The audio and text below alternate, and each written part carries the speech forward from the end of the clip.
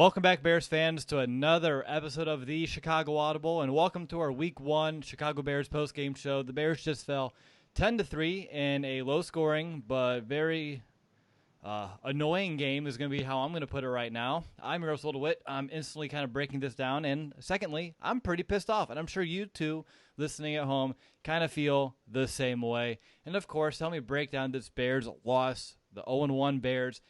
I'm joined by my co-host, Nicholas Moriano. You know, we asked all offseason, let's get to this day. This is the day we've been looking for. And they did not come here, at least on offense, to do much of anything. Are you as pissed off as I am, Nick?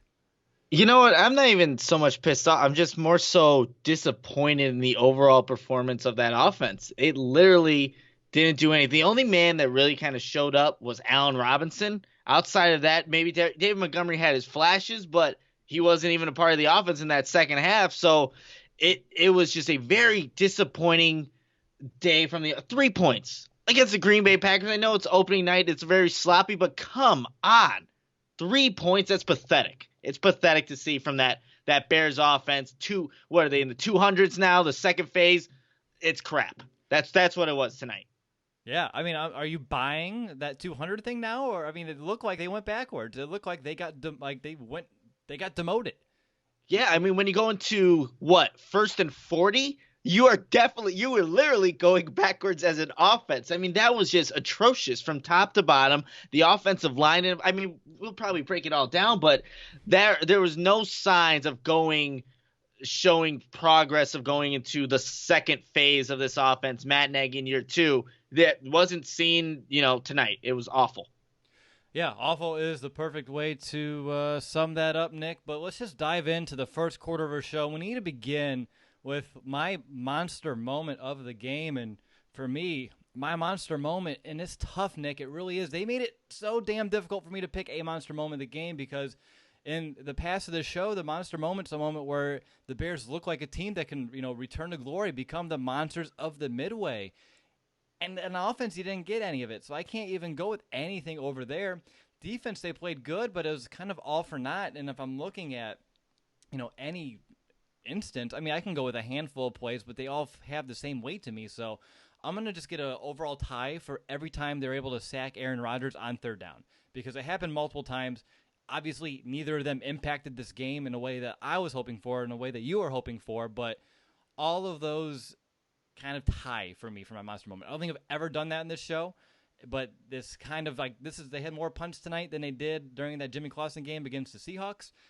I'm at a loss. I really am. And usually I try to find silver linings here, but there's not one splash play on defense, one splash play on special teams, and nothing on offense that can be a true monster moment. So for me, it's going to be a handful of decent plays that the defense did. Kudos to them. We'll talk about them later on in the show, but it was all for naught because the offense did not come here to help them out. But, Nick, I'm going to go over to you for the Moriano Minute. Yeah, so for this one, it has to be about how bad the offense was and just how, especially on third down, they were incapable of doing anything. 3 of 15. There were 2 instances where they had third and 1 opportunities, and Matt Nagy decides to get a little too cute with those kind of plays when it's short yardage situation, throw a pass out to the flat or wanted to with Trubisky. That doesn't get picked up. And then you have Cordell Patterson in the backfield as a running back. James Daniels completely misses his block, and it's tackled behind the line of scrimmage. They aren't able to convert on those short yardage situations. And you just think with this Bears offensive line, they're able to get that push. But it was really the third down play, for the entire offense, the entire night. Just not those 2 plays where they didn't pick it up on first down on 1 yard away. But that's just, again, inexcusable for any offense, and especially for the Bears that we are expecting so much from. It's just a rant about, again, how bad the offense was tonight. Yeah, absolutely. I mean, this is going to be, the first half of the show, Nick, it's just going to be you and I griping about what the offense did. I already feel it coming. For you listening, prepare for it. I'm sure you feel the same exact way, like I mentioned earlier in the show. But let's head into the next segment of our first quarter, which I have 2 names here that I'm between, Nick. We've been working through it all preseason, and I'm down with 2. Both of them came from a listener, Anthony. I want to thank him again. I thanked him through email, but I thank him again for 2 great names. If you're in the comments, let us know. I'm sure you're not even really giving a hoot right now because of what you just watched, but we have the Bear Racer moment or the Midway Mulligan. Either way is a moment of the game that we kind of want to just take back and get rid of. I'll go ahead and go with mine. It's going to be the second delay of game that could put the Bears potentially, apparently, out of field goal range. I don't know. I thought 51 yards was in range of Eddie Pinheiro, but obviously Matt Nagy didn't think so. Ended up going for it in 4th and 10 in a game in which you're only down at that point. You know, you're down by 4, and I get it, but there's so much time on the clock. You still make that a one-score game. You never know what that can do in terms of changing the momentum, but instead you go for it on 4th down. Mitch ends up getting sacked because the offensive line didn't give him much going on. Mitch couldn't get off his first read. That's pretty much a consensus of the game on offense if you want to sum up in a sentence. But I would delete that entire sequence because to me, that could have changed the game. Because after the Packers got the the field goal later on in this game to make it a 7-point game, it could have only been a 4-point game. And then when you're going down, a touchdown could have won it, which changes mentality. So for me, that's the moment that I would change the entire sequence, that second delay of game, even though you shouldn't have had 2. Shouldn't have 1 to begin with. But, Nick, what about you? If you had to change a moment from this game, what would that be and why? I'm just going to take a, I guess, fun approach at this. I'm going to take away the Packers touchdown somehow, and now it's a 3-3 game. That was all that really beat the Bears. Just a floated pass in the back of the end zone to Jimmy Graham, and look, credit to the Packers. They took advantage of Clinton Dix not being on the field at that time. You put in Deion Bush. That's exactly where the ball went. Jimmy Graham on Deion Bush, and the Packers get the touchdown that, was the winning point in this game because the Bears could not, muster up any type of offense to put another point on the board. And that was really the game right there. That one play where the defense led up. It started off with that 70-yard pass earlier in the game or earlier in that drive. Deep pass sets them up, and the Packers score, and that's all they needed was one touchdown. Erase that. Who knows? They're probably still in overtime, probably going to go tie. Did you see? I think it was Madden. They did a simulation, and what ended up happening was the Bears and Packers tied because it was just that no one could score on offense. Had that touchdown not been there, might have been the same result. Interesting. All right. Good thought there. I like the fun. We need the fun because it's really hard to find any right now. Let's go over to the stat of the game here. My stat of the game is going to be, I'll go with a positive one. I have a negative one as well, but I'll go with a positive one. It's going to the defense. 5 sacks that the Bears were able to get on Aaron Rodgers ties the most they were able to have on him in a single game. Actually, the record was set last year in the last game in December. And they also were able to draw 4 holding penalties. So that's like 9 positive plays by that Bears front 7 to really kind of tip your hat towards them. So that's going to be my stat of the game. But, Nick, it's time to kind of hand out our MVBs for this game. So over to you first. Who's going to be your most valuable Bear here in week 1? Yeah, so I'm going to give it to my guy that I thought was going to be the MVP in the preview show. That's Leonard Floyd. He ended with 4 total tackles, 4 solo tackles, 2 sacks, 2 tackles for loss. In the preview show, I said my bold prediction was 2.5 sacks, a safety, and a fumble recovery. He almost covered the sacks, but I thought he had a tremendous game. And even when he wasn't getting after Aaron Rodgers, you saw him at times in coverage, able to guard Mercedes Lewis, not the most potent guy at the receiving position, but was able to stay with him, disrupt the pass there. I thought he had a really good game because, look, Mac had his moments where obviously he could have had sacks, but he didn't register one this game, and he obviously he made his presence felt, but was expecting a little bit more out of, the highest paid defensive player in the league, and I thought Leonard Floyd had a really good game tonight. He did. He was one of them on my short list for MVP. So since you already took Leonard Floyd, I'll go offense here, actually. And I'm going to give it to Allen Robinson. I mean, he had himself a day. 7 catches, 102 yards, averaging about 15 yards per catch. And he was that guy that Mitch had to lean on. And you and I talked about that in the pregame show as well, that he needs to step into that role, be that guy. And we started seeing it today because it seemed like everyone outside of Robinson had a hard time doing much of anything as a receiver. I mean, Cohen had more catches. He had 8 to Robinson's 7, but he only averaged 6 yards per catch, and a lot of those were dink and dunks, little short passes into the flats. Allen Robinson's making great catches along the sideline, fighting against those DBs to make some really tough contested throws. So for me, Allen Robinson looking healthy, looking like that guy who we know he can be, that number 1 type of wide receiver. to me, he's going to be my MVP for offense. But, Nick, I think you're probably right when you say that Leonard Floyd was the MVP in this game. And for a little while, I think you and I probably had Roy Robinson Harris on our short list of what he was able to do early on in this game, but we'll talk about there later on in the show. But that's going to do it for the first quarter of our first post-game show of this season, a very somber one at that. But before we break down the Bears' offense in the second quarter of the show, we do need to call a quick timeout to tell you a little bit about our show's sponsor, SeatGeek.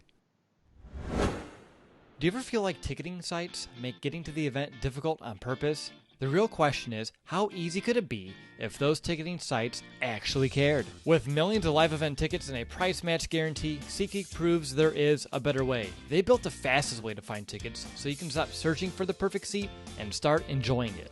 So why is SeatGeek better than the rest? That's a great question. To put it as simply as possible, SeatGeek is a better process. SeatGeek pulls together millions of tickets from all over the web, it rates each on a scale of 1 to 10, and finally, SeatGeek displays them on an interactive seat map. And of course, every purchase is fully guaranteed so you can shop for tickets with confidence. All of us here at the Chicago Audible have the SeatGeek app on our phone, and it's by far the easiest way that we've been able to shop for tickets throughout the years. Earlier today, I was looking at the Bears-Chiefs game, the game we're going to. Still plenty of amazing deals left if you're looking at joining us later on here in the season. And here's the kicker. SeatGeek will even give you $10 off your first purchase, and all you need to do is use our promo code. Download the SeatGeek app today and use promo code BEARS for $10 off your first purchase. That promo code again is BEARS, B-E-A-R-S, for $10 off your first purchase on SeatGeek. Alrighty, you're listening to Chicago Audible. I'm your host, Will DeWitt. I'm joined by my co-host, Nicholas Moriano, and it's time to jump right into the second quarter of our show and talk about the Chicago Bears offense that just didn't show up to play today. Only 3 points. And Nick, during that little quick SeatGeek break, you and I were talking, there's a couple of other things here, like what? It was Virginia's birthday, starting off the centennial season. I mean, it feels like this offense regressed 100 years in an offseason, doesn't it? It really does. It doesn't make sense, especially with what we saw in training camp, what Matt Nagy has been talking about, saying that this offense, there's not going to be rust with not playing in the preseason. Well, it looks like maybe they needed some preseason reps because what they put out there tonight was unacceptable, really. You cannot have that performance. If a team only scores 10 points, you should be able to put up more than that to win a football game, especially with all the weapons the Bears have on offense. Come on. Allen Robinson, Taylor. Look, Anthony Miller had, I think, one target. There's only one time it was towards the very end of the game where he's finally targeted. I bet you he's so frustrated right now, him having the personality that he does. Obviously, that whole locker room is, but it's just unacceptable to see an offense that has everything that it does and Matt Nagy as a head coach do what it did tonight. So, yeah, regress 100 years is about right because they just didn't put up any points, and you probably would see a 3-10 game way back in the day. All right, so I have a handful of talking points that we could talk about here on the offense, unfortunately for you and I. Let's go ahead. And I think tonight it's all going to start with Matt Nagy, head coach, play caller. A lot of questionable decisions. I talked about one in our Bear Racer Midway Mulligan, whatever the hell we're going to call it, moment here. Next week I'm going to solidify one, I promise. But what went wrong? Was he getting too cute? Because it felt like a couple of things. One, his play calling wasn't on par, and two, he was being outsmarted. It seemed like Green Bay was always 1 or 2 steps ahead, knew exactly what was coming their way. Did you have that same sense? Because every time the Bears wanted to do something, it felt like Green Bay knew exactly what was coming. Well, they knew exactly. Well, I wouldn't say every single time, but for the most part, that Packers defense was, in positions to make plays and not allow anything over the top. And that's where I thought Matt Nagy should have been attacking more. You saw early on in the beginning, it was more of the short passing game. And it wasn't even trying to establish screen plays, which they had implemented here and there in the offense, but they were like screens off to the side, not your traditional, hey, let these pass rushers come through the middle, then throw right behind them. You didn't really even see much of that. So it was just strange to see from Matt Nagy not trying to attack, again, those middle linebackers with your running backs. Those are your strengths of this offense right now because of their depleted position at the defense for the Packers. So I thought that would be the game plan going into it, but it just wasn't the case for Matt Nagy. There was one play where The Packers have a nickel corner blitzing off the edge. It's free. Trubisky has nothing that he can do. He has to just throw the ball away. There's already a down. There were too many wasted opportunities for this Bears offense, and they just couldn't have that on this night because they were incapable of doing much of anything. Yeah, looking here at some of the post-game press conferences, Nagy's at the pony right now as we're speaking. Number one, he shared your word, unacceptable, and he said it starts with him. And his priority for this week, just in case you want to know, Nick, it is to learn how to score points because apparently 3 points is, and I quote Nagy here, ridiculous. I mean, yeah, but yeah, I don't even want to jump into that right now. But getting into Matt Nagy a little bit more, again, for me, it just seemed like, A, he was getting too cute in third down. I mean, you can talk about both of the 3rd and 1s when David Montgomery it should have been an easy call. Just give the ball to the rookie who was averaging about 4 yards per carry at the time and then just make it simple. But the first time, you try to get Cordero Patterson the ball, defense swallowed that one up in a hurry, and then the second time you do a quick play action and you want to throw the ball over to Adam Shaheen, who we know can't get open that quick if there's a guy on him. He just is not that type of player. So for me, Matt Nagy, his decision and his play calling, I mean, those need to be worked on so much. And it felt like, he in the preseason, if you don't remember, gave play calling duties away, right? He did it for Mark Helfrich for a game. He did it for David Ragone for a game. And on top of he taking some time off, the players took a time off. And I think that, in hindsight, which is 2020, was a recipe for a disaster, and I think that's the disaster that we watched unfold tonight. He wasn't in the groove calling plays. The offense obviously wasn't in the groove getting in and out of the huddle, doing anything of that nature with the back-to-back delay game calls on that same drive, and there's too many times when they're getting out of the huddle way too late. The clock was down to 3, 2, 1, and Mitch, too, and I'm going off topic here, but Mitch, he wasn't even paying attention. The offensive line was pointing at it and say, play clock. And Mitch had no idea there's 3 or 2 seconds, and it's ridiculous. At this point of his career, in football in general, he should be much more aware of the play clock. And on that play, yes, Mitch doesn't notice that, but Nagy, he has to notice that as well. He can call timeouts. Obviously, he can call timeouts. Someone needs to just do that so you're not moving back 5 yards. I just don't get that. How no one's taking initiative to, want to better the offense. Both of them really just did not come out to play. And we might as well just talk about Mitch Trubisky. I thought it just seemed like he was, I don't know, like the moment was a little too big for him at times, to be completely honest. I warned you of this on Thursday. My week's off. On Tuesday. Yeah, it seemed like it was a little too big for him, and he should have been, realistically, picked off 3 times this game. Yep. And, of course, it was Adrian Amos that gets the pick that kind of did the Bears in. Of course it was, but, again, a terrible decision. There's a safety over the top, staring down in one direction. You throw that ball, it's going to get picked. Should have gotten picked by, Jair Alexander or Kevin King, but Cordell Patterson, hits the ball out. It's like, what is Mitch looking at? I thought this is a guy in, first one at the facility, last one out, knows this offense, knows where he should be throwing the ball to. Well, there's 3 instances this game where he definitely should have been picked off the other 2. He did get picked off one of them. So, I guess it's the first game. There's going to be hiccups, but come on. I mean, I know where he's looking. He's looking at his first read, and that's it. Yeah, there's not very much of the head movement kind of going through the progression with Trubisky. I know it's the first game, but you expected to see a lot more out of him tonight for sure. No excuses. I mean, they've said they've been preparing for this game for weeks, Nick. Weeks. And this is what you come out with? No. And even on the one interception that did happen late in the game, he's still staring down Allen Robinson. That's the only place he wanted to go with that football. He didn't give the defense any opportunity to even keep them honest. And it's frustrating as a fan, someone that, you want to believe in the kid. You really do. You want to believe he's taking these steps. They feed it to you all off season long. He's in 202. He's becoming the smartest quarterback in the room. He's taking over. He's leading this offense. He's doing good things with this offense against the Bears defense in practice. Where is that Mitch?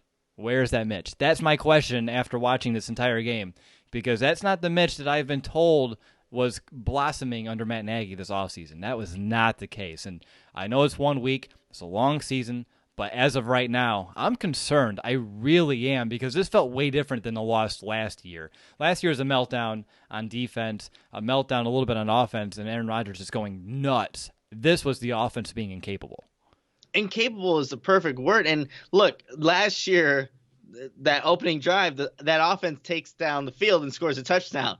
It didn't look like that at any point. Whenever the Bears had some positive plays, maybe there was that catch, a reception by Robinson, there would be plays that take it right back, whether it be a penalty or, a miss, just communication with the receiver, whatever it may have been. This offense didn't look in sync whatsoever.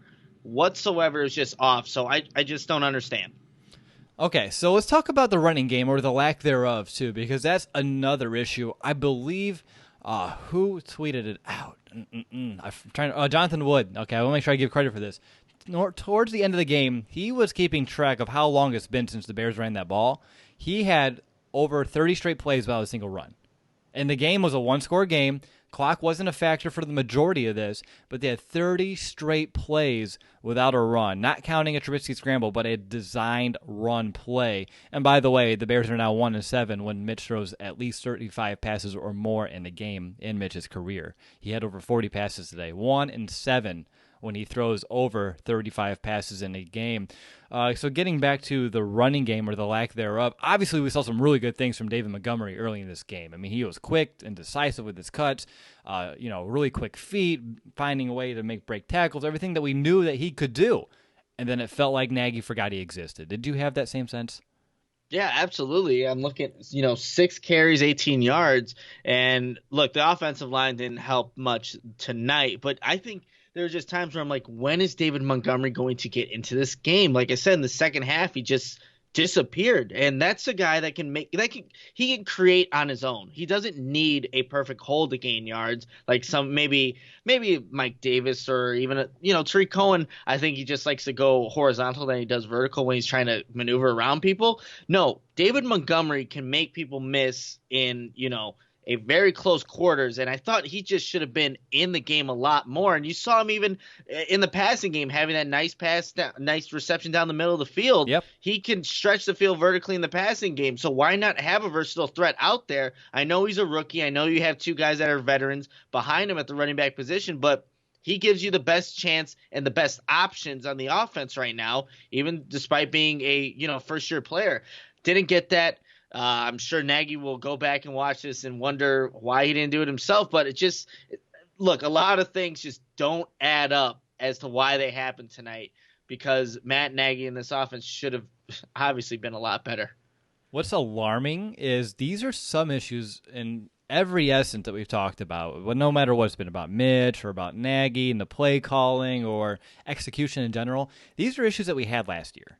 But it seems like they took those issues and compounded them all into one game. It felt like a whole season's worth of issues got condensed and squished into this entire 60 minutes. And, I mean, you need to figure it out, because there were times last year where, we'd have a post-game show and we'd question a play or two for Matt Nagy or a throw or two for Mitch, maybe even a couple more than just 2 throws for Mitch. But now it's like the entire game from all these aspects. I'm confused, and I know everyone else is, and it's aggravating because I believe we all feel like we could have done a better job, which I'm not saying that we could have, because we're not in that situation. We're not NFL head coaches. We're not NFL play callers, but it feels so much more simple than what they try to make it out to be, because it feels like he's in his own head and he's like overcomplicating everything that he's doing. And I don't know why, I don't know what, but it needs to get fixed. And if he's going to do that, he's going to derail and ruin, this offense if we continue to just play too cute or overthink situations. 3rd and 1, you have a running back that's averaging 4 yards a carry. Give it to him. Give him the ball. It's not that hard. It's real simple. Even if Green Bay is expecting it, Montgomery can break a tackle too. He can get you 3 feet. I promise you. He can do it more times than not. That's not Jordan Howard back there. That's David effing Montgomery. Nick, let's talk about the offensive line, because they're not, their hands aren't washed clean of any of this whatsoever. They struggle too. They had penalties. They were giving up early pressure to Mitch, not picking up blitzes. James Daniels struggled in his first game at center, something that we were kind of confident that he wouldn't have a game like he did today. But there are times when he's getting beaten off the ball in a hurry. He's, grasping at players because he's a little bit behind, leading into some holding. The Bears were one of the least penalized teams on offensive line last year, and tonight they really struggled. Are you going to give it more credit to the Packers here, because they did a good job? Or are you going to give it to the offensive line not living up to their standard and playing to the level that they should, which I believe you can probably go both ways here to some degree, but which are you going to put more weight on? Man, I have to put more weight on the Bears' offensive line because that's supposed to be a good unit, especially coming out at home. You have these penalties. There was a sequence where Leno Jr. had a hold. The next play has illegal hands to the face. I mean, and then you see James Daniels early on just not able to, anchor down the middle of that offensive line. He did have one good block that Montgomery was able to, gain some yards on. But overall, as a unit, you just wanted more from them. I'm surprised Neil Massey from Zadarius Smith. There are times he's just getting overwhelmed. Zadarius Smith's a big guy, but so is Bobby Massey. And, he got paid not too long ago as well to be a guy that can stay upright and give running lanes to these running backs, keep Mitch Trubisky comfortable in the pocket. There were times where I thought maybe Mitch should have definitely stayed back there, but there are times where people are in his face.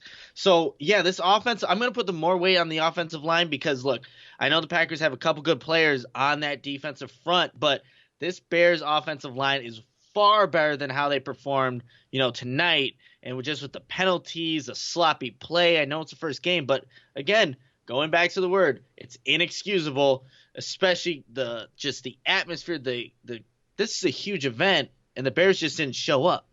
Yeah, I mean, all day long, like when I was getting ready for this game, and I mean, it was a long day waiting for this kickoff. It really was. I was so excited. I know you woke up early and had to go to the gym. You were just that antsy. I mean, yeah. I felt honored that, the Bears get to be in a game like today, and Chicago gets to be on the spotlight. The city gets behind the team. You have all the other sports teams getting behind it. I mean, you're doing things that you saw in the 80s with, different buildings really sporting and repping this Bears team.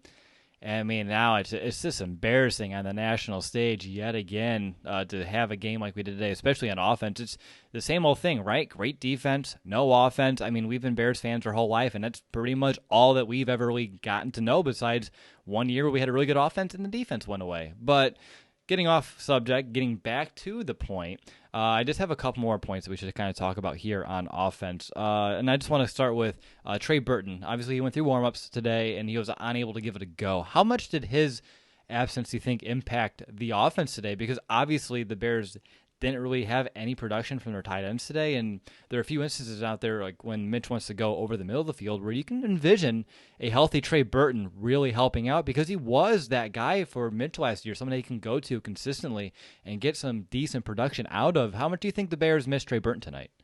Yeah, Will, you hit it right on the head there. I think that's where you didn't see a lot of passes over the middle, especially right behind the linebackers, not too far behind, but that's where Trey Burton operates. Right in the middle of the field, you run that RPO to suck the linebacker in, and then, boom, hit that little quick pass to Trey Burton. But with him not being there, it just didn't seem like Matt Nagy wanted to call a lot of plays for a Ben Broniker or even Adam Shaheen to just sit in the middle with a little curl route. That just didn't happen very often, or Mitch Trubisky didn't even look that way. So, I mean, I guess, look, it shouldn't be that Trey Burton affects this offense this much, but you see the wild card game, that offense wasn't the same without him. You see this game, clearly wasn't the same. 3 points is all you have to show for it. But if your offense is revolving around one player this much, this should have been addressed somewhere else. You should have picked somebody up, should have elevated somebody from the practice squad or something, because this isn't right.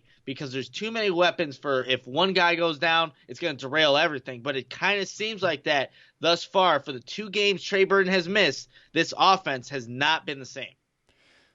Just want to mention, since we're talking about Trey Burton, Matt Nagy said that Burton was really close today and seemed optimistic about his chances next week, which it could, I mean, we'll see. We'll get there, right? What does that mean, right? I don't know. I don't know. Okay, we'll figure it out. And I'm going through here on the feed, and I saw a tweet about Tremont Williams, a quote he said, and it is, "We knew if we can get Mitchell Trubisky to play quarterback, we could win." And I get it. And I mean, I get it. I really do. And unfortunately, that's the case. And that's something that Mitch needs to change. He needs to find a way to change that narrative, because if he plays like he did today, that's never going to die. It's never going to go away. Not only will fans believe it, but opposing defenses are going to believe it, and that's a recipe for disaster. He needs to find a way to take over football games, change that narrative, because, again, if not, I mean, it's going to be a very long season. All right, Nick, final thing on offense. We just talked about all of the issues. I mean, there are so many. I don't even think we hit on every single one specifically. We did a pretty decent job, I would say. But if you need to find a way to fix this, and I'm going to put you on the spot here, fix this offense in 1 week. You have Vic Fangio coming up and the Denver Broncos. It doesn't get any easier, Nick. How do you fix this offense in 1 week? Obviously, you got to simplify it. Go back to one-on-one. That's at least what I'm thinking of off the top of my head. But what about you? How do you fix this offense in 1 week? Whew. That's the question. Well, I don't even know if it's I think it's just Matt Nagy has to put Trubisky in better situations, even if but then again, Trubisky has shown at times that he's incapable of even pulling through and executing these plays. But I think Matt Nagy just has to get creative, and not like the creative like 3rd and 1 bull crap. Like creative in terms of I can get guys open down the field and get an easy pass for Trubisky, because if, like Williams was saying, if we can get Mitch to play quarterback, we know we'll win. Then you need someone who's just going to be able to make the throws that any quarterback could make. I mean, that's what it's kind of feeling like right now. Maybe I'm overreacting a little bit, but I think it has to start with Nagy just putting everybody in better positions to succeed and putting them in opportunities to make plays on the field.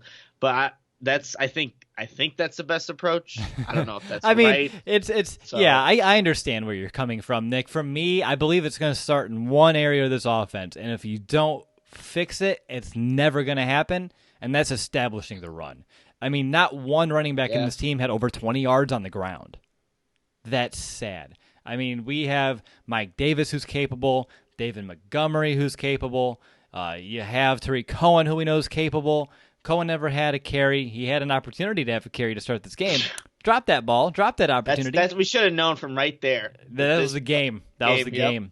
But, yeah, not when Mike Davis is your leading rusher with 5 carries for 19 yards, you're not going to have any other success on offense. I don't care if it's Davis with 40 yards, Montgomery with 60 yards, or something like that, but you need to find a way to get close to 100 yards on the ground. And this game was a low-scoring game. There's no reason why the Bears could not find a way to establish a run, because they had a decent amount when they did attempt to run. They're averaging, about 3.5, 4 yards per carry, depending on the time of the game. You got to find a way to establish a run. And if you do, we've talked about it countless times in the show. If you can establish a run, it opens up the passing game. I mean, that's exactly what happened with the Packers, right? They kept running the ball even though it wasn't working. And then under Rodgers, when he was able to go down the field, what worked? Play action. The whole defense got stuck to one side of the field. He had time in the pocket and was able to make a deep strike down the field. Those are the things that the Bears need to do.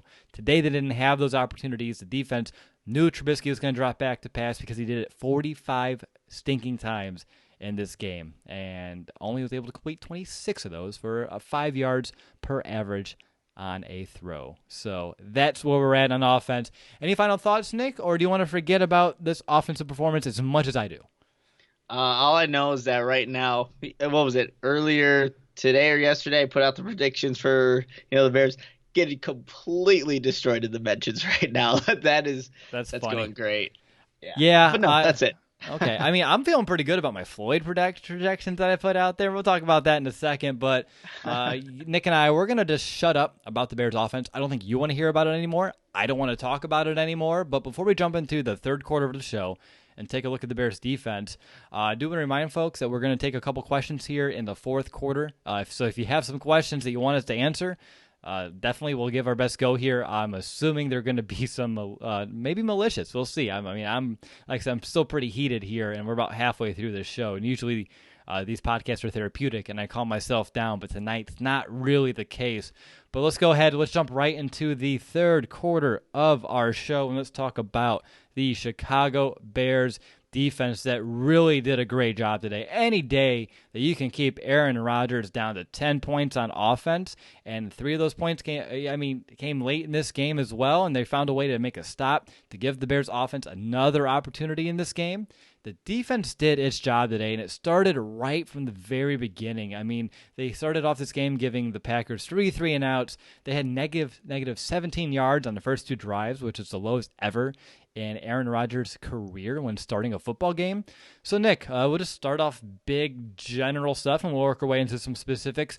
Why was the Bears' defense so good? Is it just everything that we've already known? Because it seemed like they picked off right where they were last year for the most part.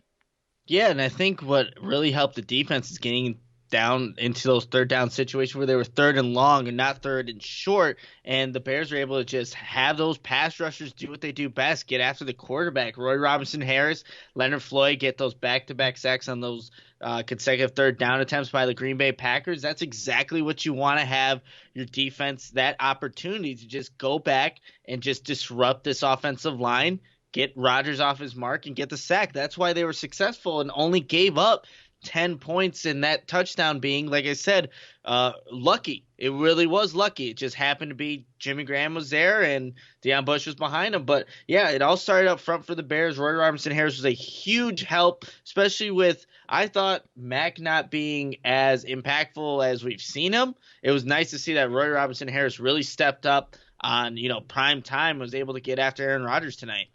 Yep, absolutely. I mean, really, I think all the success that the Bears defense had today came from that front seven, not only applying pressure, but also just being very good against the run, just like they were a year ago. They only allowed 2.1 yards per carry today. The Packers did still attempt to run the ball 22 times. Just want to put that in perspective here, because the Bears were averaging more, and they still only ran the ball 15 times. So one other subtle jab at the Bears' lack of attempting to establish a run. But really, when the defense came out, like, were you feeling that energy? Because as soon as they came out tonight and they were flying to the football, Roquan in particular in that first drive, but everyone, I mean, coming into the, crashing that pocket, playing with energy, bringing it. I mean, those first three series on defense, I mean, I was out of my couch. I was excited by what I was seeing. The offense, unfortunately, ruined that emotion from me, but when it comes to this defense, were you expecting them to be that dominant, like 3 and outs, negative 17 yards against an offense that we had no tape on, had no idea what to expect? Because that was a slight surprise for me.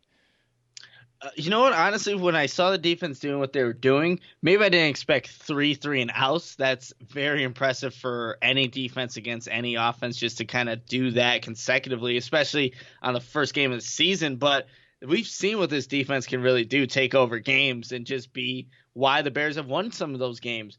But again, I think, especially early on in the game, I was excited because I was also thinking maybe the offense could do something off of this great field position. Just never ended up happening. So I wouldn't say I was all too surprised, because you see all the playmakers that are on that defense. You knew Roquan Smith was going to elevate his game going into year 2 now with that defense and just being around all those guys. But yeah, it was very great to see, encouraging for sure. But again, they just had one slip up with the 70-yard pass, and that's what ended up, doing them in. But yeah, it wasn't, I guess, too surprising, because that defense is really good. When you only give up 10 points to the Green Bay Packers at home, like I said earlier in the show, you should be able to win that game like 9 times out of 10. Right, and for the most part of the game, if you take away that touchdown drive, I believe that touchdown drive accounted for about 30% of all the yards that the Packers had tonight. That one drive by itself. So outside of that drive, the Bears defense, came to play. They were really dominant on third down tonight. They were only able to allow the Packers of 2 of 12 on third down. I mean, the Bears offense wasn't much better with their 3 of 15, but actually that may be worse if you do the math. But anyway, 2 of 12 on third down for the Bears defense was really impressive. Like you said, they put the Packers in third and long situations, not many favorable situations for Aaron Rodgers, and when he had to make a throw on third down, more times than not, he had someone right in his lap coming in hot, because the Bears defense was getting after him in a hurry. So looking at some of these guys, let's talk about Khalil Mack, Leonard Floyd, those outside linebackers right now, because Leonard Floyd, I mean, he didn't have a sack through, 12 weeks last year? It took him till about December to get his first sack of the season, and he had 2 tonight. Would have had 3 if there wasn't a penalty on Kyle Fuller. But Leonard Floyd, what did you see out of him, and what are your expectations for him this season? Because I think, based off of what I saw, I'm more optimistic about what he can provide as a pass rusher this year than we've seen in a long time out of him. I think the key with Leonard Floyd, especially in this game and where he's come from early on in his career, is just the relentlessness and the pursuit that he has when going after the quarterback. At times, if he stopped dead in his tracks, yes, maybe he's going to try to maneuver, try to basically hand fighting with opposing offensive linemen. No, now he's trying to go, if the first move isn't working, Here's the counter move. So that's what we wanted to see this whole entire time from Leonard Floyd.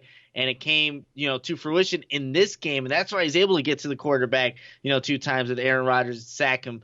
But that's what you want to see from Leonard Floyd, especially when at times you're never going to win on that first move. You got to go to the counter. And I thought that Leonard Floyd did a pretty decent job with that tonight. And like I also mentioned with that pass coverage as well, that's why he's such a versatile, outside linebacker that you could do a lot with. But it's encouraging to see from a guy that is in his contract year. Now, of course, when you're real quickly, contract year. I was thinking, he always plays so damn good against the Packers. I'm like, maybe you just want to re-sign him now because he is a guy who knows to get after Rodgers, get after quarterbacks in Green Bay, make some big plays, and he proved that again today. And it's not even just getting after the quarterback. There's that one play as well later in the game when the tight end Mercedes Lewis kind of leaked out on a play action. He recognized it and was able to follow him. And I thank Vic Fangio for that as well. All the times that he had, of course, Floyd drop back in coverage. It's like, oh, yes, it finally paid off for that one play right there. That finally paid off. But yeah, Leonard Floyd, a very big surprise tonight. I did envision him having a decent game, but nothing to the magnitude that he was able to kind of provide today. And speaking of surprises, Roy Robertson Harris, we talked about him a little bit off and on this show, but he had 2 sacks today, or like a sack and a half. They may have just credited that one to Hicks, but I give him a half a sack on that second one. But he had that sack on 3rd down on the very first drive, used that bull rush as well to just drive back the lineman for the Packers. And then a couple series later, he had 3 great plays in a row that just pretty much took out that entire drive. He sniffed out an end around for a tackle for a loss. He got another tackle for a loss on the following play on a run, and then that's the play after that on 3rd down where he and Hicks kind of met at Aaron Rodgers to come away with a sack. So Roy Robertson Harris, how big will he be for this defense if he can have games like this? Because you have a Bilal Nichols still. And secondly, do you think he played so good because he actually played in the preseason and he was actually kind of like ready? Hey, we may never know, but it seems like it did help him out tonight because that one play where he just, I think it's Bulaga, I forget who it was, that he's just driving back and getting that sack on Aaron Rodgers, that was impressive. And just coming up field, like you just mentioned on that end around, I don't even know if he really noticed where the ball carrier was, but he just had those quick instincts to make that tackle in the backfield. That's great stuff by Roy Robertson Harris. He's taking full advantage of the Bears cutting Jonathan Bullard earlier a couple days ago, and now getting those opportunities to get more opportunities on the field. Took full advantage of it, but I don't know. Maybe the preseason did help, maybe it didn't, but it seems like that it definitely helped Roy Robertson Harris tonight because he made a lot of plays. Now, Bilal Nichols was a little bit more quiet. Do you think that was due to that knee injury I think that he sustained earlier in the week? Yeah, I didn't really, notice Bilal Nichols out there too much. I would definitely think that knee had something to do with it. We don't know the severity of it. Obviously, he played tonight. Probably wasn't a full go, but you would like for at least at the start of the season everyone to be healthy, and then he was kind of trickle down the injuries. But he's already starting off, with this injury. Hopefully, it's something that doesn't get worse over time. But yeah, we didn't see a lot of Bilal Nichols. Usually he shows up on tape one play, at least one, where he did, in his rookie season. But I didn't really see that tonight.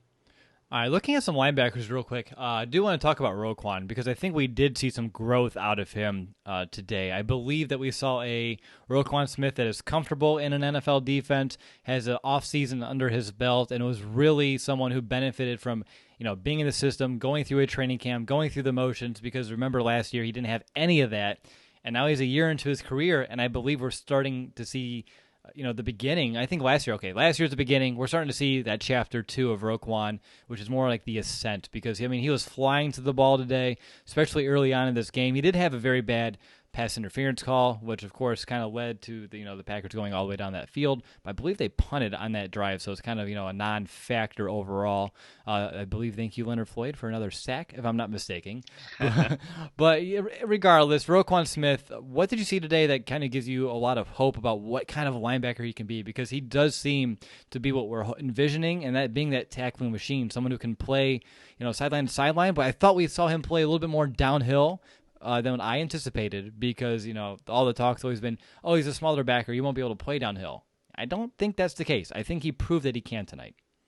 I think what we saw tonight, especially from year one to year two, is his play just recognition. You see that he's shooting gaps before these guards are placing themselves in position to block Roquan. Well, he's already beating the guys there, making tackles in the backfield. You saw, I think it was on either that first or second drive for the Packers, where there's a screenplay that's set up, but Roquan Smith is able to, one, beat the offensive linemen to their spots and make a heck of a tackle. Had he not have done that, huge play for Aaron Jones and that Packers offense with the screen game that they would have had. But Roquan diagnoses that probably as before the plays even going on, and that's why he's able to beat the players, the Packers players to their spots. That's the difference that you're seeing from a year one to year two Roquan, where I think in year one, yes, he had a very productive season, but again, he's, I think, relying on athleticism, his speed, his tackling ability to make these plays. Now he just knows it, and it's just second nature to him.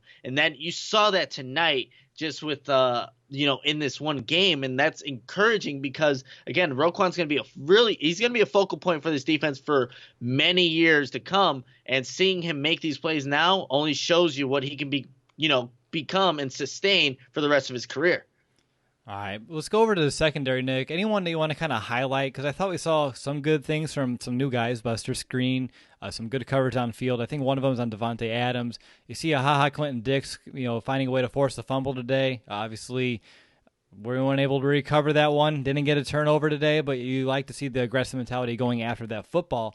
But again, the Bears did a decent job overall. In the secondary as well, there's that one drive in which they marched all the way down the field. I can kind of pick on Prince Mukamara a little bit if I wanted to on a couple of these plays. But is there anyone that you want to highlight in the secondary?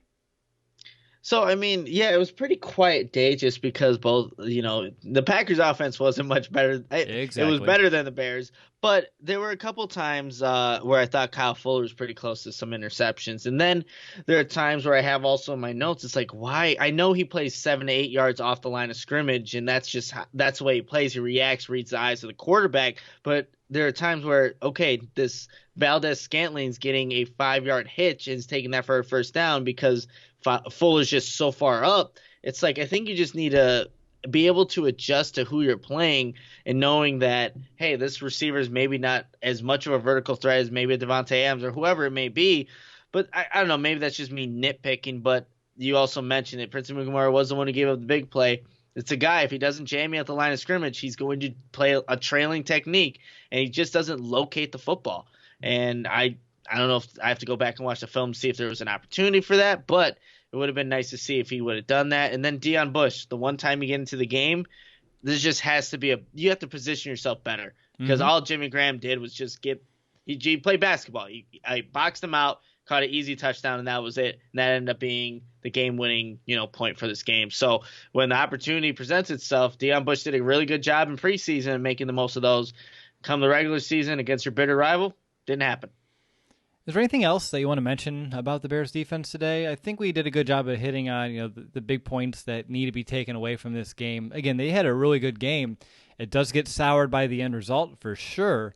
But again, to hold the Packers and hold Green Bay to only 10 points tonight, I mean, it's a very impressive feat. And unfortunately, 10 points was way too many tonight. Yeah, it was, again, 10 points shouldn't be too many to win a football game. But look, there were no turnovers. This is a team that led the league last year with 36 total takeaways. And I want to say there were, two in the opener last season against Green Bay Packers, pick six, Khalil Mack, and then the fumble strip. It should have been 3 with Kyle Fuller's, interception. Pass could have won the game. But that's something that this defense had prided itself on last year. We didn't see any. There were opportunities. They didn't capitalize on those, but they need to make up for it. They're already behind. They're 2 turnovers behind they were last year at this point in the season after the first game. So I want to see those turnovers be created. And you're going against your guy that helped do that with Vic Fangio next week. So let's see what ends up happening there. All right, well, with our discussion on the defense now complete, it's time to move forward to the fourth and final quarter of the show. Let's begin as we normally do, and that's going to be with some talk on special teams. Eddie Pinheiro, only person on this team to put up any points tonight. Take that for what it is. So, again, I don't think we need to critique his field goal, But the only thing I want to mention on him, and I hinted at this earlier, it was one of my moments, the eraser moment or whatever we're going to call it, but not giving him that 51-yard try and opting to go for it on 4th and 10. Did that say anything to you in terms of maybe Matt Nagy's confidence in the kicker, or do you think that was Nagy getting too cute in his own kind of endeavors, wanting to get that first down to kind of keep that drive alive? So is it more on confidence in the kicker or lack thereof, or the head coach wanting to keep this offense on the field? I'm probably going to go the way of the head coach because of how consistently the entire night it just wasn't right for Matt Nagy in this play calling and this offense. And he probably just wanted maybe right the wrong with some play calling, sustain that drive. But we have heard Matt Nagy in the preseason say that, he goes to Chris Tabor and they have spots or limits. Like they feel good from, on this side of the field from the 45 as opposed to the other side at like 48 or something like that. Don't know if that factored into whether or not he wanted to go for it or obviously not elect to kick the field goal. But I'm going to give it to Matt Nagy, probably just, wanting to, again, do something on offense, try to sustain something because he couldn't do it all night. Yeah, I mean, potentially. I have no idea. I'm not in his head. I just want to ask the question because, I see it both ways. I really do. For me, I don't know what the harm would have been letting him at least try to get points on, especially the end result, which was a sack, with Trubisky not having any opportunity there to make a play. So, yeah, Eddie Pinheiro. He's the new guy in town. He's the new kicker, and he's the only one that was able to put up points on the board today for our Bears. So, yay, I guess. Moving over, anything else on special teams? I'm not going to sit here and break down every punt. I'm not going to sit here and do anything like that. Two things I do have on coverage units that I want to mention. I thought they did a really good job downing the ball deep, so kudos to Pat O'Donnell for that one as well. But I'm very intrigued by this Cordero Patterson as a gunner. Are you? Because his speed is pretty incredible getting down there. There's, I think, the first punt of the game. It was a fair catch. He was probably 5 yards behind the guy who fair caught that ball for Green Bay when he caught it, which is, to me, incredible. He's already 5 steps behind him and trying to corral and get going. But I was like, okay, that speed's going to be a factor in these coverage units. And I envision that benefiting the Bears as we go throughout the season. That's what I wanted to bring up. Anything else on special teams for you? Yeah, you got to get the most out of that 2-year, $10 million deal that Cordero Patterson has earned himself here with the Bears. Another thing just to mention early on, I noticed that the Bears elected to have 2 people on the gunners when they did punt return. I'm always in favor of that. I think that gives the punt returner the best opportunity to actually gain yards on a punt return. Trey Cohen didn't really do much at that position tonight, even though there were a lot of opportunities. But again, the Bears kind of went away from that later in the game, just like they went away from giving their running backs the football in the backfield. Only 11 carries. Sorry to go back to the offense, no but problem. it's that's all I really have on special teams there. Again, Great. Only 3 points. Well, we're gonna have to find something because I forgot to let people know we're in the fourth quarter, so I need to start seeing some questions come up in our chat feeds that kind of get piped on over to me. So now's a great time. If you have any questions, let us know. We can answer those. Let's actually talk about while we let people type and use their thumbs here or fingers if they're on a desktop or whatever. Talk about that kickoff that went out of bounds. Obviously, giving Green Bay the ball at the 40. I don't understand that because obviously he has the leg to go ahead and just kick that thing deep, have a touchback each and every time. I don't think that was a bad kick. I think that was a design. They wanted to corner that thing and have a return come out of the corner, and it was just a little bit too short. Is that something that you thought of as well? Or, again, we're speculating. We don't know. I'm just killing time here as we get some questions to roll in. You know what? That's an interesting one because, like you said, Eddie Pinheiro definitely has a leg to kick that out of bounds. I would assume that the Bears just wanted to try and get the Packers kick returner to try and return this football. But I'm never in a favor of those kind of plays because there's only such a small window where if you're trying to corner at one side of the field, it takes one bad hop. Oh, you're putting the opposing team on the 40 every single time.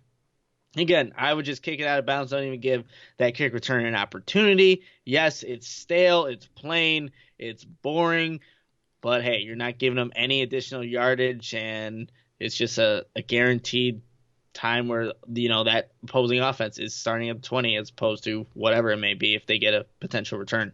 All right, we got some good questions coming in here throughout the chat. I have one from a Levathian Tra on Periscope. So we're doing a Periscope question here to kick things off. Why were the Bears subbing so much early in the game? Irving, Lynch, and then, of course, you had Bush there on that touchdown drive as well. My gut, and again, I'm not in the locker room, I'm not in the coach's ears or anything of that nature. I think that since they didn't play the entire preseason, they got gassed early. I really don't think the conditioning was to the level in which you would expect if they'd actually had a typical preseason. So that's why I believe they're subbing in and out. What about you? You know, with the adrenaline, it's this huge moment, first game of the season. I think, yeah, guys are going to get a little tired, more so than they would later on in the season. And you just want to see what you have these 53 guys on the roster for a reason. And those guys that are going to go in and fill in for depth, you count on them to make plays. You saw Aaron Lynch get a sack today. He's not a starter, and he filled in well for Leonard Floyd on the one play that he went out. But, yeah, I think that's why they were subbing in. I don't know whether or not if, like, HaHa needed a breather at that moment in time. Again, we're just speculating here. We don't know why Deion Bush was out there instead of him. But, again, I think it was just because this is the first game. It's a sloppy game. People are still, even though they've had a whole training camp and – 4 preseasons where they didn't really play, they still need to get conditioned for the 16-game regular season. All right, next question comes from Alexi Scott here on YouTube, and they want to know, how would you grade Chuck Pagano's first game? That's a good question. That really is. How would we grade Chuck Pagano overall? Nick? If you were to tell me that the Green Bay Packers are only going to go score 10 points and Aaron Rodgers was going to throw just a little over 200 yards and 1 touchdown, I would have said that's a great game by Chuck Pagano and this defense. Yes, they didn't cause any turnovers. That's where maybe the expectations or the reality of what happened with Chuck Pagano's defense is not as good as what maybe a Vic Fangio would have done, but they did their job. So I'm happy with how Chuck Pagano, this defense, played. You only gave up a touchdown and a field goal, but you end up losing by 7. That's the goal for the defense. If they can do that every week, they should be in a position to win every single game. Yeah, I mean, I can't disagree with anything you said there. Chuck Pagano did a really good job of, bringing in the pressure as well from different areas, doing some different looks, really confusing the Packers front from time to time. So I really thought Pagano did a really decent job here tonight as well. I see one from Coding Goals asking why they stopped running Montgomery after he was producing. Talked about that earlier in the show. We don't know. We're confused just like you. That's a question from Matt Nagy. I believe he kind of danced around it in a press conference based off of what I've seen as well. I see a bunch of questions about the offensive line and if we are starting to think they are a bad unit or not. I'll begin. I don't think they're a bad unit. I think they had a bad game against a revamped Packers front that is very good. I mean, we talked about it throughout the week. They have they brought in 2 new edge rushers, and they came to play, and they have a strong front on top of that as well. And James Daniels, I mean, he struggled more than I thought he would, but I don't envision him keeping up these all year. I think it was just a first game kind of thing, and hopefully he cleans it up throughout the season. But how about you, Nick? I mean, these are just same 5 guys as last year. Last year's group was great. I don't envision them being bad by any means. I just think they had a bad game. Yeah, I think they just had a bad game too. That's not that unit that went out there tonight is not what we've seen in years past.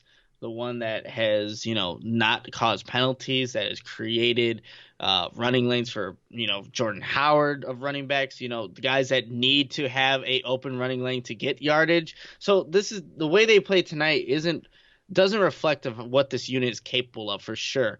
So I'm not too concerned with the offensive line. Yes, I wish they would have came out and played a hell of a lot better than what they did tonight, but it just didn't happen. So I'm not too concerned with the overall unit. That's one where they have a lot of continuity among there. Yes, there's a position switch, but those 2, it should, factor out to that will be a seamless transition. Seemed like it in training camp. Didn't seem like it tonight, but I'm not too concerned with that unit. Ooh, damn, there are so many questions coming in. This is actually fun. We may want to extend this segment here later on in the season. I'll appease, I believe it was Cliff here in the chat one. No, Nick, how long are we going to give Mitch before we say he's a bust? I'm giving him the season to figure it out. I don't know if that's too much considering where he's at in this stage of his career, but I feel like we don't have any other options, so I may as well let him have his season to see what he can put together. Yeah, what are your other options? Chase Daniel? Don't get the Tyler Bray people started, Nick. Don't do it. Oh, I saw some earlier in the chat. It's like, just put in Tyler Bray now. I'm like, I would have to give it a season. I'm like lost for words here, but Mitch had a awful game. I don't anticipate he'll play that bad again, but I just don't know because I don't know what this offense really is because we've been fed this stuff from the start of training camp. We've been there, and Matt Nagy's gone to conferences saying we're in the 200s now and all this great stuff, and 3 points. 3 points for Centennial year, Virginia McCaskey's birthday. This is the most hyped season the Bears have had in a very long time. 3 points to show for that. Okay, one more. I've seen a couple more about the same thing. The last one I saw, and I apologize, I know other people's asked this as well, but it comes from NT Bro on YouTube. How long do you give Nagy as a play caller before maybe he hands it over to Helfrich or hands it over to someone else? Does he have the humility to just say, you know what, this isn't my forte? Because he didn't do it in Kansas City until the end, and then we know how that ended up for him, even though how that kind of ended up too with the whole Andy Reid thing. But regardless of the fact, I mean, does he have the humility to say, hey, you know what, I'm not a great play caller. I get too lost, apparently. And not all head coaches call plays. He can do other things. Do you think that'll happen, or how long would you give him? Would you give him this whole year to figure it out again, or are you going to say, you know, Coach, maybe you should be on a short leash because tonight was unacceptable, because he called it unacceptable, so we can just turn it around on him? Yeah, that's very true. Man, great questions. In terms of Matt Nagy, because there have been some games, even going back to when he was with Kansas City and took over play calling, where you're just questioning, what are you doing as a play caller? You have all these weapons. Why aren't you using them? Why aren't you running the ball more? All these things kind of add up. Again, you probably have to give him a season because him and Mitch are kind of, married there, right? That's a relationship for one goes, the other's going to go. So you have to just at least give it the season, I would think, because if you don't, I don't know if that's going to make Mitch better, just getting used to someone else calling plays when you've had the same person calling plays for the past, maybe 2 years will it be? So I don't know. I think you give it the season, and then you can kind of ask that question again, and we'll see where we're at. Hopefully it's a better state than this 0-1. Yep. Here's my metaphor to kind of end this off. Okay, say Nagy is like an owner of a restaurant, and he has all these great recipes, but he's a terrible cook. So him forcing himself to cook his recipes and, messing them up or not doing them correctly or just not having, that chef's kind of touch could ruin the restaurant. But if he hires in a cook or brings in a cook who can follow the recipe, that can change the entire business. So that's going to be how I kind of can envision this thing going on. But obviously there's some issues all across the board on offense. It's not just Matt Nagy, but honestly, the more you think about it, it does start with the guy calling the plays, because he did not do anyone a service getting this offense into a rhythm. He didn't do it at all tonight. And we saw a little bit last year, but tonight was just to another level. And again, maybe it goes back to preseason because he gave it to Helfrich, he gave it to Ragone, and he didn't really have himself a preseason to prepare and get ready for it and get himself into a groove. So that's where I think it stems from. Hopefully he goes and changes it. But Nick, are you done shuffling around your notes over there, or typing or clanking or whatever the hell that was? I'm sorry. Yeah, I forget that. I guess everything's really loud. I didn't even use my new laptop that I got today. I was just so frustrated after the game. It came in a day early, Will. So it's like I'm excited. That means you don't have to scream in my ear anymore. Yeah, apparently today. I'm screaming. I'm very calm right now. I have you at 50%. I'm at 100% of my mic, and people still say, "Will, you're too quiet." And I'm talking pretty loud. My 6-year-old is sleeping one room away from me here. He has school tomorrow. People are sleeping here. That's why I'm not trying to be loud. No, you're loud. You're very, very loud. But all right, let's wrap this show up, Nick. It's time to get into our 2-minute warning. This is where we wrap up our thoughts on this game, put them in a season-long perspective, and obviously this can go a multitude of ways, Nick. So for your first 2-minute warning of the 2019 season, where are you going to take it? It just starts with the offense, because if this team does not get better offensively, and they should, you set a pretty low bar at 3 points and having 3 of 15 on third downs. If they just need to get better on offense, they need to be more efficient, be able to put up points, sustain drives. Mitch Trubisky needs to be able to get the ball to his playmakers and not make boneheaded plays, throw potential interceptions here.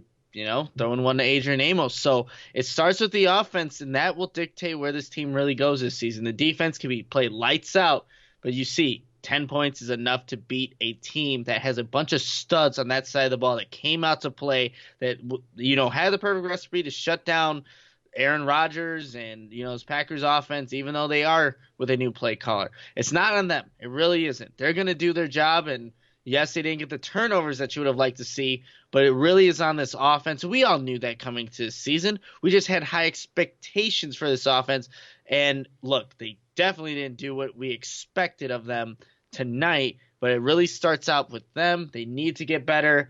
And to kind of end this 2-minute warning, I met a couple fans when I was at the Hogan Johns podcast live last night. Met a couple of our listeners as well. So I want to give Nick from Germany a shout out and Ryan Nicholas from South Carolina a shout out. They both went to the game. They traveled to get here. I'm sorry you had to see that, but hopefully things get better. All right, good 2-minute warning there, Nick. For me, I'm not going to sit here and harp on all the things that we already, really just vented on that we saw from the offense. Again, for most of you, you watched this game, you saw the same things we did. I don't need to go on it one more time, but I'll just say, it is a long season. It's a 16-game season. They lost the first one last year, used it as really good motivation moving forward. I think to me, gosh, I don't know, not much felt worse than how we lost last year, but I'm starting to feel like this one hurts more because of what I believe in this team in terms of their potential. Because last year we didn't know what we have. This year we believe we know what this team can be, and they did not live up to that standard today on offense. Defense is an entirely different story. I expect them to just play lights out all year long. Like Nick mentioned earlier, they do need to get back to finding ways to get turnovers. Obviously, not having any today. I mean, having one today could have changed the entire direction of this game. But the offense itself, it has plenty of time to figure itself out. But you have to still be concerned if you're a Bears fan. You definitely do. But hopefully they learn every lesson that they need to tonight. They have a long week to prepare for the Broncos, of course, so that should help. Hopefully. They had a lot of time to prepare for the Packers, and that didn't work out. But with that said, and yes, I used my catchphrase for the first time, probably in the first time like 8 months, which I'm proud of it. I mean, it's frustrating, and I know it's frustrating. I'm frustrated on this podcast. You're frustrated listening to this podcast, and hopefully, we go through another game week. We prepare for the next game. We prepare for the Denver Broncos. Definitely watch them this week to kind of get yourself familiar with them if you can. And then we just got to get back to work. And, you win again, or you win a game next week. You're 1-1, and you're right back, into the thick of things. You dropped 0-2. Oh, boy, I can start seeing some panic, really stepping into myself. Nick, you at home, who knows, internally in this locker room as well. But it's a long season. So I'll take a breath. It's one game. It was a scary game on offense, but it was just one game. So take a breath, relax. I know it's difficult, but we all can do it. And we'll see what happens here next week. Very long season. We've seen teams flop week 1 and end up making deep playoff runs. It happens every year. So relax. We'll see exactly how it goes. All right. Nick, anything else? You good?